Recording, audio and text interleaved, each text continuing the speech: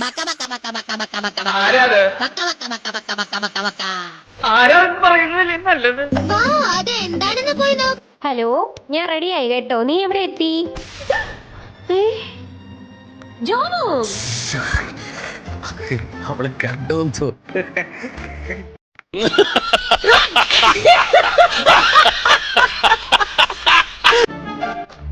ഇവരിട്ടൊരു പണി കൊടുക്കണോന്ന്. നമുക്ക് വഴിയറിയാത്തപ്പോ നമ്മൾ ആരുടെ വഴി ചോദിക്കാം? ഓ, ആ വഴിയുണ്ട് വഴിയുണ്ട് വഴിയുണ്ട്.